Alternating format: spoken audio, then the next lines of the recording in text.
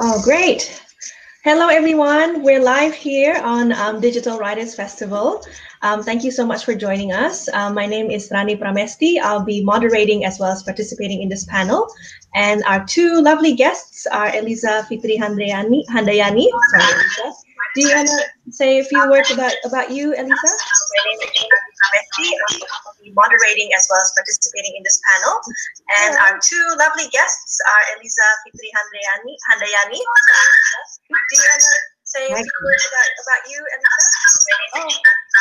Hi. Moderating as well as participating in this panel. And our two lovely guests are a lot of sound. Handayani. Hello. Say a few words about you, Eliza. There's so many noise. And our two lovely guests are Eliza,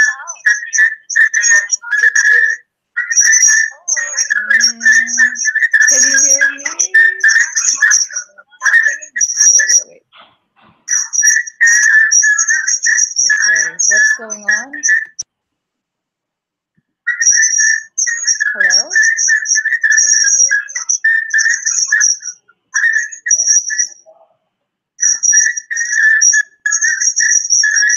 Okay. Okay. Well, my name is Eliza, Vitri Handayani, if you can hear me.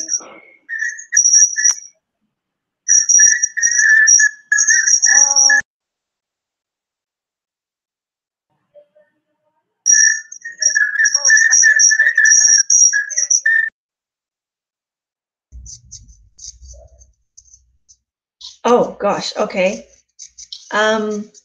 Sorry everyone. Obviously we're having technical difficulties. So I think Eliza, I'm gonna mute my microphone now and then you unmute yours and then you can talk.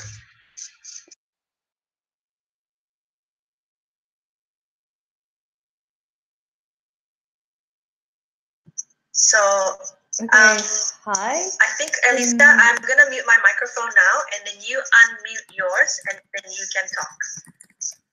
Hi, my name is Eliza Vitri Handayani, like Rani said, and I'm a novelist from Indonesia, and I'm also making art projects this year. And one of the projects I'm going to be talking about in this panel is called House of the Unsilenced. And I'm a novelist from Indonesia, and I'm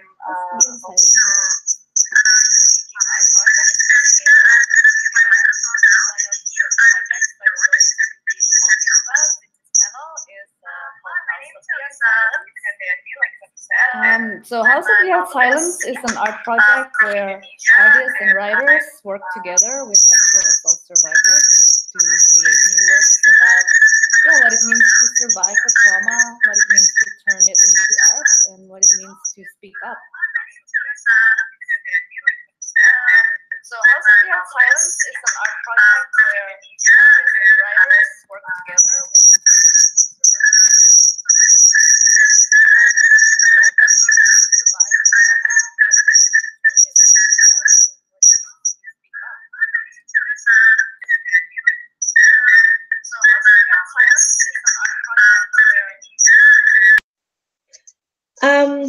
I don't really know how to fix this. There seems to be a weird, a weird audio lag, and what do you call it? Which loops? Yeah, is that? Can you nod if that's what you're hearing? Yeah. Okay. Digital Writers Fest staff, if you can help. Otherwise, I'll keep going. But apologies, everyone, if you're also hearing that audio loop because it's really annoying. Okay, cool. Sin, do you want to introduce yourself? I'll mute my mic and then you can unmute yours. Yeah. So I'll mute mine now. Hello, everyone. My name is Cindy. I'm an illustrator, a freelance illustrator from Indonesia. I work for Compass Book Publisher, and recently I work with Rani Pramesti for Chinese Whispers digital graphic novel. That's all.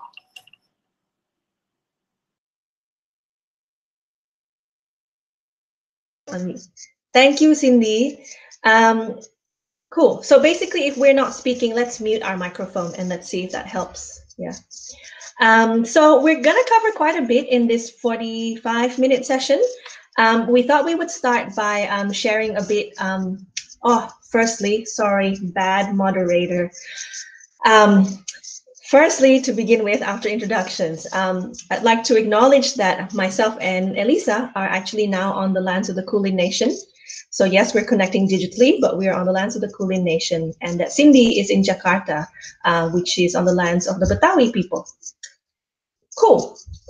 Okay, so yeah, we thought we would start with a 10-minute kind of sharing about the process of Chinese Whispers, which was the digital graphic novel that Cindy and I have just launched with our team in English language at the Ubud Writers and Readers Festival. So you can actually freely access this work on the ChineseWhispers.com, and it's accessible in Bahasa Indonesia and also in English. And if you're not familiar with the work, we would like to share we would like to share maybe a 1-minute excerpt so you get a sense of what the work is. So I'll just share my screen. Wish me luck, everybody. Okay, share, here we go.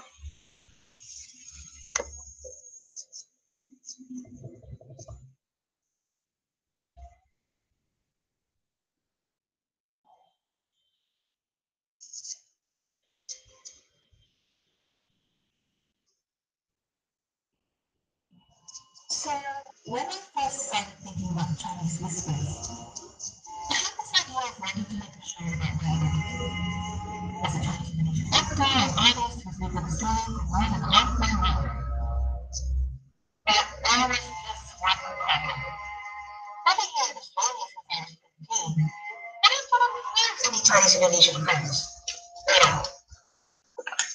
So, I put out a prayer to ask them pray together with other Chinese Indonesian women about being Chinese Indonesian women. We went to lots of church group meetings all around Melbourne to talk with other Chinese Indonesians, but I started finding Chinese Indonesian women to be in the workshops. A couple of workshops ended were great. I did those for myself. But then, some of the women were too busy to commit to the workshops. So then I started interviewing each of them in their own homes over lunch.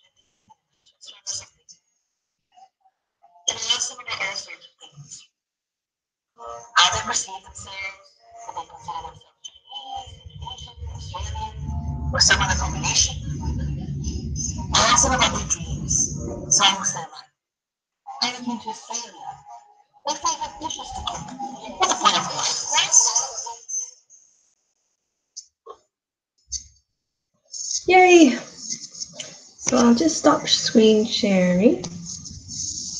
I hope that was that you were able to see that. So that was just a short excerpt of our digital graphic novel. As you can see, it's like you're reading a graphic novel, like a long form comic, but there are parts of it that are animated, and then you might not have been able to hear, but there's also original music, audio composition, and interviews that tell the story alongside the visual images. Cindy actually has prepared something to kind of share a little bit about the creative process behind making this work, because we thought with the audience of Digital Writers Festival, a lot of you are probably creatives yourselves, and that you might be interested in how we work together on making Chinese Whispers. So take it away, Cindy. I'll mute my mic and then you can unmute yours. Okay, thank you, Rani. So here it is. I will sharing my wait. I will share some of stuff. The creative process of making the Chinese Whispers. So I will share my screen.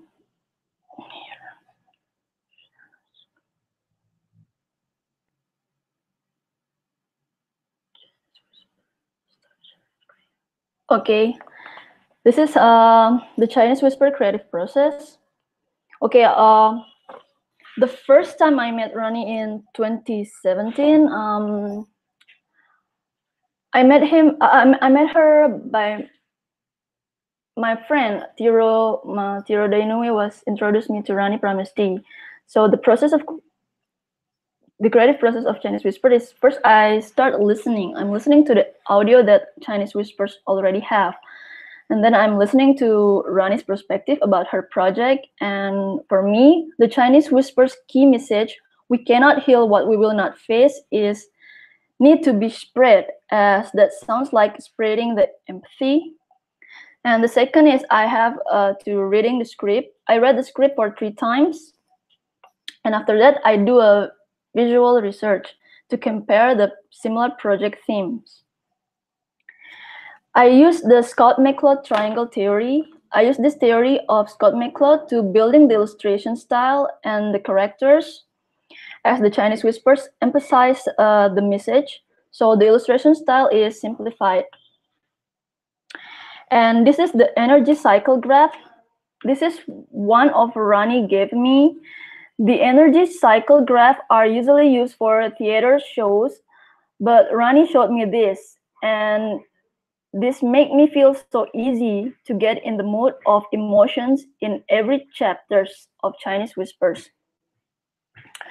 And after that, this is the characters breakdown for each characters. For example, is Rani's characters here. I use typical questions for building the characters, like what is Rani wear, or what is her favorite stuff, the gestural language, like, and also make her profile, like birth, age, height, weight, eye color, and favorite music, etc. So here's some of Rani's characters. And then I make a storyboard. And after that, finalization using ink. And that's all. This is the finalization of ink and the watercolor. That's all. Thank you, Cindy. Tolong mute your mic, yeah. So just in case, I realized that we didn't actually tell you much about what the work is about. So just in case you think it's all about me, it's not all about me. It's actually, Chinese Whispers is actually talking about the May 1998 violence that happened in Indonesia in the wake of a huge political revolution, and where there was violence targeted towards Indonesian Chinese people as well as urban poor. And that I was there in Jakarta, Indonesia, as a 12-year-old, and how that affected my sense of identity. So, you know, what Cindy shared, you know, some of it does have to do with me in terms of giving an inroad for audiences and readers to connect to the bigger social, political, and historical story through the personal, through the sharing of a personal story. But essentially, it's a work that tells the story of May 98 through the perspective of 6 women, myself included, as well as human rights activist Kalina Supeli, as well as journalist Dewi Anggriani, and community members here in Melbourne in Australia. Cool. I'm just aware of time, and we also want to hear from Eliza. So thank you, Cindy, for the lovely presentation. And Eliza will now share about the process of, wow, it's this massive undertaking called House of the Unsilenced, which Chinese Whispers was really privileged to be a part of in August this year. And Eliza, I won't say too much. I'll let you take it away. So I'll mute my mic and you go. We also want to hear. Okay, thank you, Rani. So I'm going to talk about this huge collaborative art project called House of the Unsilenced. That the idea came to me when I was following the #MeToo movements, when I realized that there were still a lot of hindrance and obstacles for victims of sexual violence to speak up in Indonesia, because there's still so much victim blaming and victim shaming attitude. And so a lot of victims, especially women in Indonesia, still find it very, very hard to share their stories directly or through social media. So I thought maybe we could use the arts to help highlight some of these stories. And I know I couldn't do it alone, so I reached out to many artists and writers so we can get together and create a safe space where victims, survivors can come in and share their stories and create like a supportive environment for each other. Because everyone expressed themselves in different ways. We also invited artists working with many different mediums. Writing, visual arts, performance art, music. So we held workshops or held opportunities for the survivors to work directly with the artists. I have a video here that I can also share. Let's see a little bit about the house and some of the artists participating. So we had more than 20 artists taking part and more than 50 survivors from various age, economic, social classes, various faiths, genders, sexual orientations. They come from Java, Yogyakarta, Makassar, all over Indonesia, and also a few from abroad, like Singapore, Afghanistan, Somalia. And there's an artist collective called Bisik-Bisik Kembang Goyang that work with a trans woman, creating an installation, rethinking what we mean by sisterhood, how sisterhood still often exclude non-cisgendered women, and how we can create the truly sisterhood that include everyone. And we also had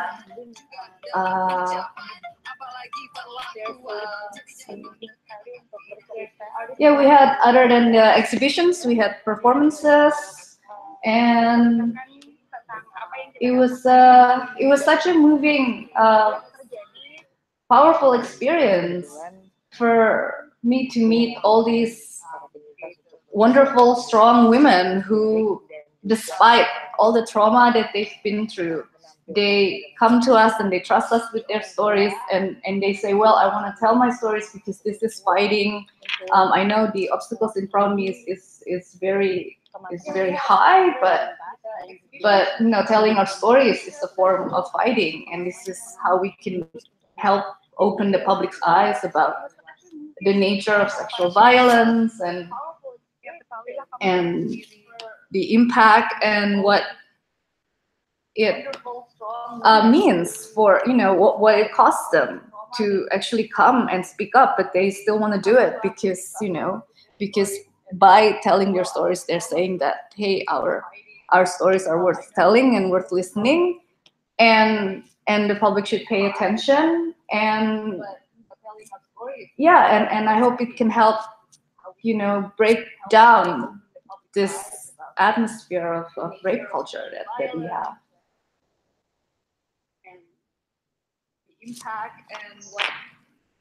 Thank you, Eliza. We were gonna talk about let's see here, some of the learnings that you had and the practices that you put in place in terms of working with survivors of trauma, in such a huge, arts project. And then also talking about digital collaborations. Of course, we're participating in Digital Writers Festival. You mentioned Bisik-Bisik Kembang Goyang were a collective that worked digitally quite a lot. Do you want to touch on those two topics? Sure. Bisik-Bisik Kembang Goyang consists of 3 women artists, and other than artists, they also have day jobs, and they're often very busy, so they have to travel to many places. And they work with 2 survivors. One of them is in Jakarta, and the other one is in East Java. So a lot of the works were done, online, digitally. They created this installation that showed pictures of various women's bodies, both cis women and trans women. And so we walk into the installation and we hear an audio file of these 2 women's stories about what it's like to be them, and people telling them how to wear, and people think they can touch them against their consent. So building empathy by listening to their stories and watching all these women's bodies that, you know, often we only just see, you know, the mainstream representation of the beautiful, like thin women's bodies, but here we see all kinds of women's bodies. And so they do that. They're sending their stories each other. They work online a lot. They talk online a lot, and they send drafts to each other while they are away in Aceh or in Maluku, in other places. So and then during the exhibition, and then they come to Jakarta, and then they start putting up the installation, and yeah, I think it was it was a really it turned out really well, I think.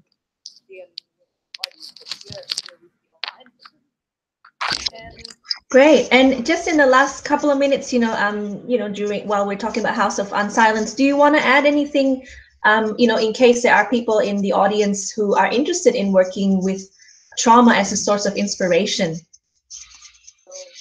Yeah, one thing that I'd like to say is that we took a real good care in making sure that the participants, the collaborators, the survivors feel that their stories are really heard and honored.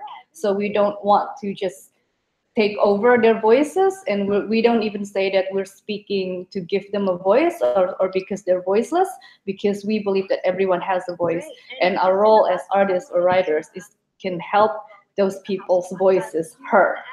So we work with organizations that work with survivors daily, like counseling organizations, legal aid foundations, support groups, and some of the people in the organizers are also sexual assault survivors, including myself.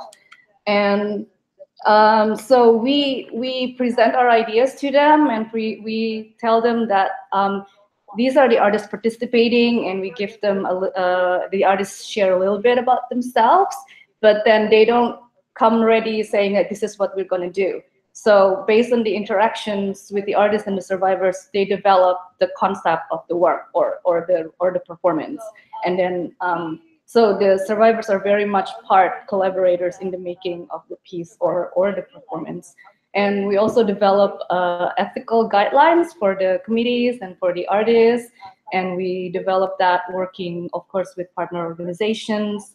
And we we remind everyone that consent is an ongoing. You don't just like give consent in the beginning, but then if you change your mind, it's okay. And the survivors can decide if they want to be anonymous or if they want their names to be shown, if they want to talk to the media or not. So we try to, give them control and honor what they want to do with their stories. Thank you, Eliza. It's so awesome to hear, how ethically, like deeply ethical you try to, go about your arts, gosh, massive project. I don't know if that does it justice. Great. So I feel really honored really to be having this conversation with both of you, especially in the digital realm, because actually a lot of what I do and what I'm passionate about is to become a bridge, between Indonesia and Australia, and to do it through digital means is just great. The next part of our conversation is actually going to be about, this digital revolution that's sweeping across parts of Indonesia. I'm not going to say that it's across all of Indonesia because access is still very, uneven, very unequal in some ways in that country, my home country. But there are some very exciting digital initiatives that I did think our audiences might be interested in hearing about. So we're going to talk about that for the next 10 minutes or so. And then the final 10 minutes of our session, we will reserve for any questions that anyone watching has. So if you want to tweet Emerging Writers Festival, the lovely staff, Lynn, is there to collect your questions. Lynn, correct me if I'm wrong. I'm pretty sure that's how they're supposed to do it. So please, we do want to hear, use the hashtag DWF18, so Digital Writers Festival, hashtag DWF18. All right, cool. So Cindy, we haven't heard from you for a while, so maybe we'll start with you because I know you get out and about quite a bit to pretty awesome events in Jakarta, but also in Bandung. Can you talk to us a little bit about I think Bandung International Animation Festival was one you want to talk about, and then PopCon, just a couple of things. And I'll just mute my mic. Well, yeah, not long ago in Indonesia, especially in Bandung, I will share my screen. Okay.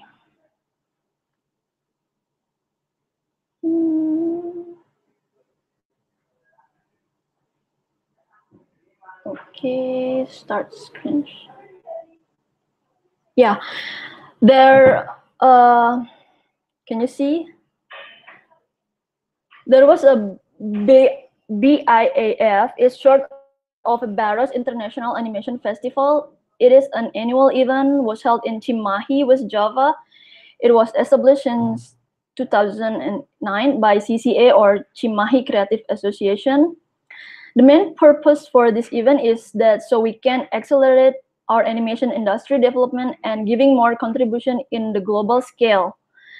This year, the event was held from 26 to 28 October. The event had so many programs such as talk show by expert, short animation screening, masterclass program, competition, and mini exhibition from animation studio around Bandung areas. Perhaps you can check the site in www.biaf.co.id. And another festival in Indonesia, especially in Jakarta, is Popcorn Asia. Popcorn Asia is the premier pop culture event by Popcorn Inc. It is dedicated to creating awareness of and appreciation for creative and popular art forms. It is an expertly curated convention and festival where creators from all aspects of the popular arts, curators, and fans converge to celebrate the latest content from comics, games, TV, films, toys, music, and technology. You can check their sites in the latest site is 2018.popcorn.asia. That's all. Okay, thank you, Sin. That's great. And with Eliza as well as part of this panel, Eliza, we wanted to talk about InterSastra, which is an online platform, literature platform. I hope I got that right in terms of how to describe it. But I'll let you take it away. Okay, so InterSastra is a literary platform for exchange and exploration.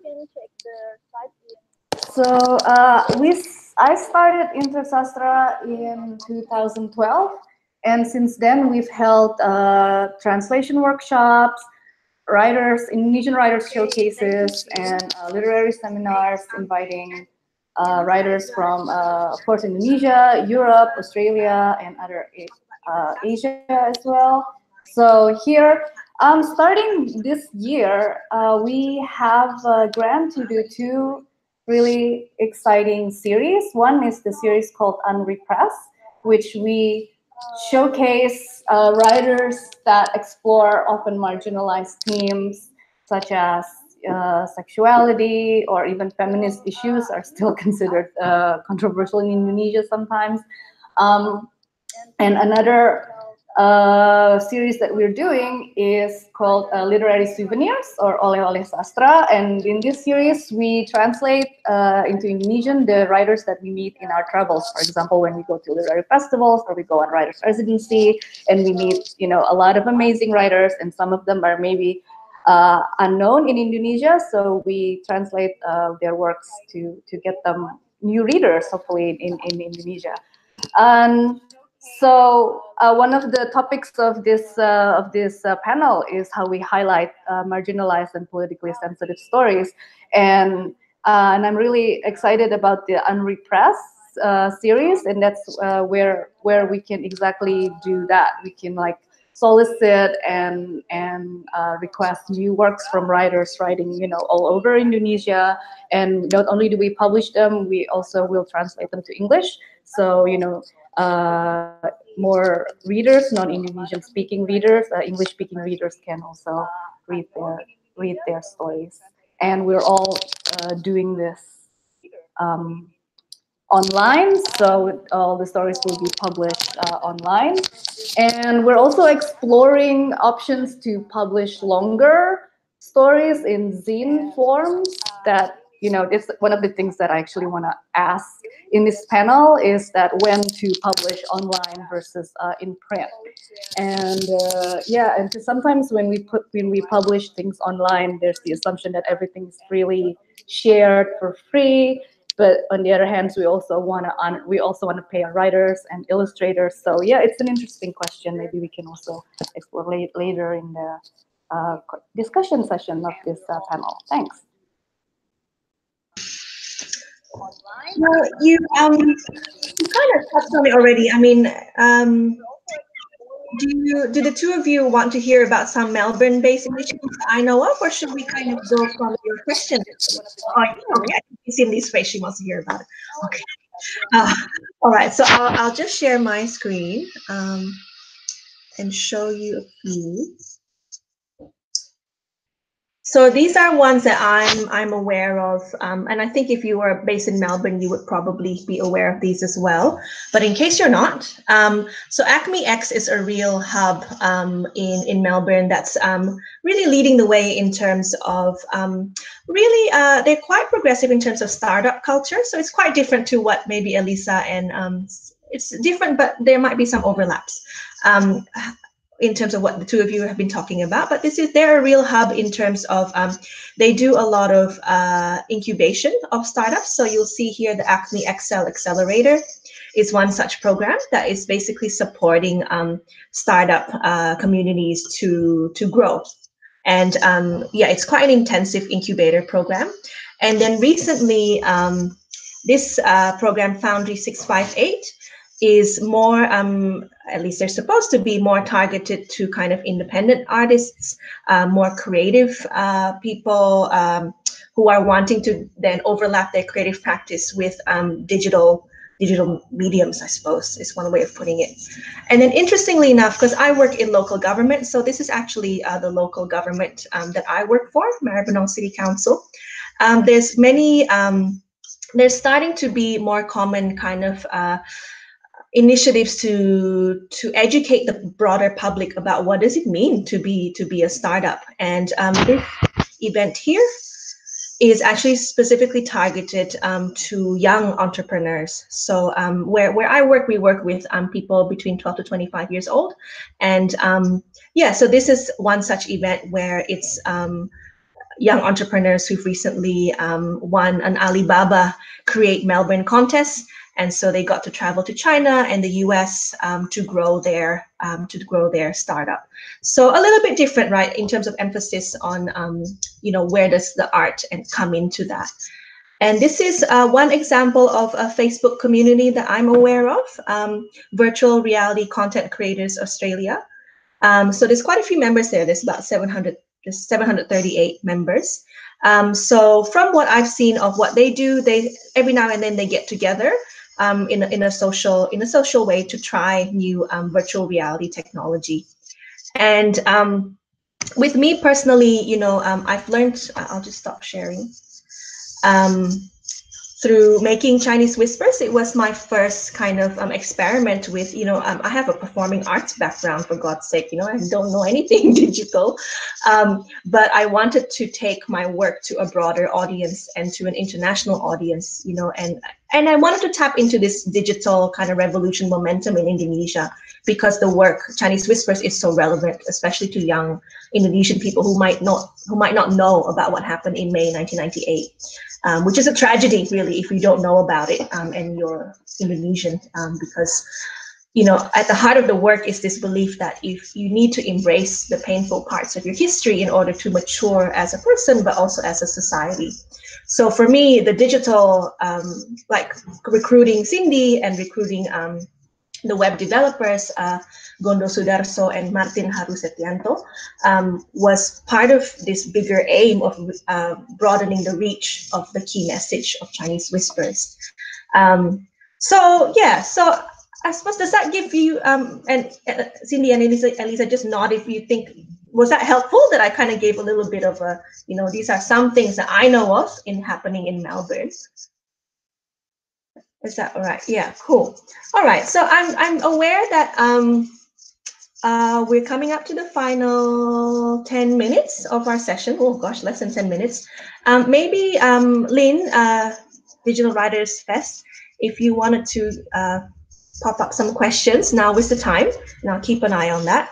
But to start off with, let's talk about that, that decision that we need to make in terms of when do we do print, when do we do digital? And how do we make a living from this stuff? Is that even the aim? Is that even a realistic question? So yeah, I'll mute my mic so that Cindy, Eliza, maybe just go like this if you want to speak, and then.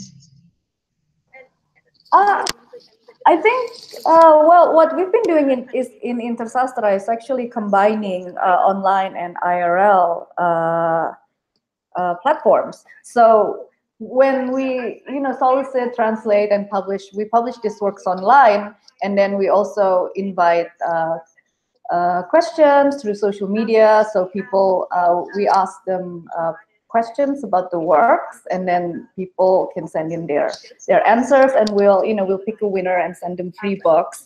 And every quarter, every 3 months or so, we held events like dramatic reading, or we turn the poems into a dance or a short performance, and then we'll hold it in different venues, sometimes cafes, sometimes universities, so we can reach different kinds of audiences. And then yeah, that's when we get to meet our readers in person, and also have a discussion.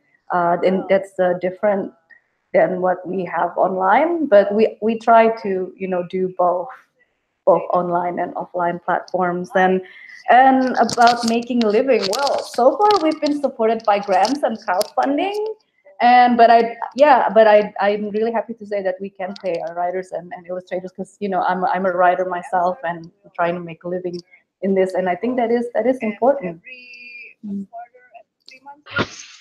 Cindy, did you have anything you want to add?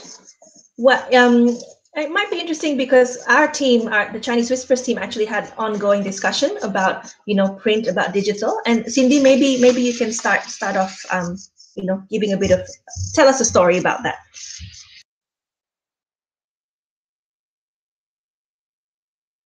Sorry, Rani. Can you repeat the question? Sorry. Yeah, that's okay. So maybe we can talk about, during the Chinese Whispers process, we talked about, should we do print, should we do digital, that sort of conversation. Maybe you have your own, maybe you want to say something about that. Why we decided to go with digital first. Why we go with the digital first? Because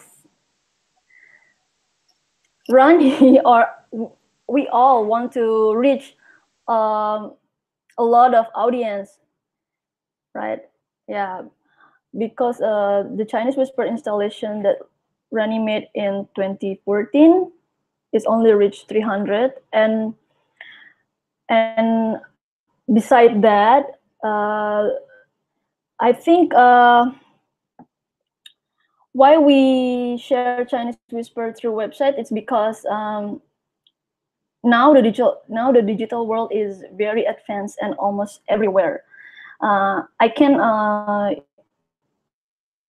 make this statement like this is a millennial way to learn history, to share history to the millennial generation, and that's all.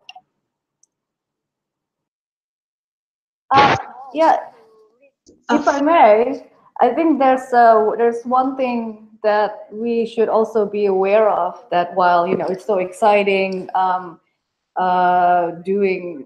working on digital platforms, and there's so many new exciting possibilities that I'm also excited to explore. But we should also forget that it's about access, because digital platforms are very technology dependent, and it's not, everyone has access to those technology. For example, and in House of the Unsilenced, we also work with, for example, street vendors and domestic workers, and these people sometimes don't even have WhatsApp group. So we have to make sure that people can also benefit from like our, especially when we're talking about a social change and social impact. So we must also pay attention that we are not excluding certain people because of lack of access to technology. Also in Ubud Writers Festival, where when Rani and I and Cindy were just speaking, we heard about some writers having to like walk a long distance just to submit their works to the festival. And I think other than talking about, we should also talk like how we can take these exciting new technological digital platforms to reach even more people. Yeah, thank you, Eliza, for pointing that out. It's actually one of the reasons why when we first launched Chinese Whispers in Indonesian in May to commemorate 20 years of the May '98 violence, we realized that actually the internet speed in Indonesia was like not actually like fast enough to download the website. So like most of the feedback we got when we launched it was like, oh, it got stuck. Oh, it's not downloading. Oh, it's not. Oh my God. It was so painful. And like it's funny now, but it was really painful at the time. So actually since then, yeah, Cindy's like nodding. Yeah, yeah. Actually, since then, that's why we then switched the format to more a video format. If you go to the site, thechinesewhispers.com, it's actually a series of short videos so that it can buffer. It can download, buffer, and then you just play it. And it's also the reason why, including at Ubud Writers Festival, we have an offline version, which we can just play. It doesn't require internet connection, etc. So this is, I suppose, an example of how, yes, digital awesome, but also the offline IRL, in real life considerations need to be part of the planning in terms of spreading the word. And as you saw, Eliza, when we did the offline screening at House of Unsilenced, it's so different doing, for someone to experience a work just on a laptop or on a smartphone, a tablet, whatever, compared to getting together for an event and then the conversations that happen as a result of the work. We collect comments online, but it's very different to come together in real life and, connect through the artwork. So yeah, so thank you for bringing that up. Any final comments, any final questions? Oh, okay, Lynn's got one here. What's next for Chinese Whispers? A holiday. So since the beginning of this project, including the research process, it's been 5 years. So we're actually, myself as the lead artist, I'm really happy with just like letting this work be out there. And if you want to experience the work and share it, that is actually helping us to reach our aim of disseminating that key message that we cannot heal what we will not face. So if you're watching this, please spread the work. And in terms of what's next, I think we need to get together as a team to debrief, to kind of agree together. Do we want to do a print version? Do we want to do a tour? What is it? But sustainability is always at the forefront of my mind, and in terms of myself, but also in terms of our team. Because as Eliza said, working with trauma, it can be quite sensitive and it can be quite draining. So having spent 5 years on this story that, I think it's inspiring a lot of people, but it's also got a lot of personal trauma. I think it's good to take a break. So to be honest, the answer is, I think we're going to take a break first. But those of you who are out there, if you want to share it, please do. We'd love that. Any last comments from Eliza and Cindy? And I'll just mute myself.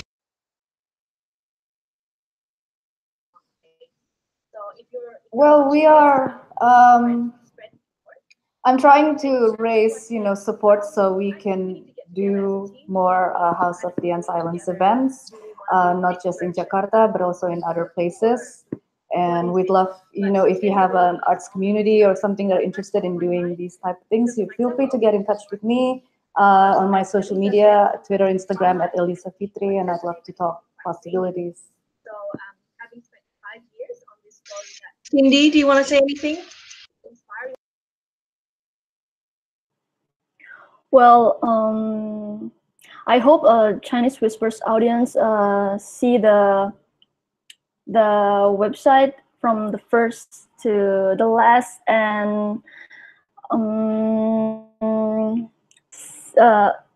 Chinese Whispers. The beautiful things from Chinese Whisper it has a sound. It has a sound, and you can hear Rani's voice, so you can hear her intonation. So I hope people can see this project is objectively. That's all. Thank you. And on that note, we'll wrap up. Feel free to follow both myself and Cindy. Our Instagram handles are @RaniPnews, and Cindy is @CindySaja. Saja is spelled Saja. And yeah, please do check out our work, thechinesewhispers.com, and also InterSastra, which is Eliza's literary platform. Sastra is spelled SASTRA. Thank you so much, Digital Writers Festival, for having us. And oh, wait, before we go, we gotta do like a screenshot. And 1, 2, 3. Great. Thank you, everybody.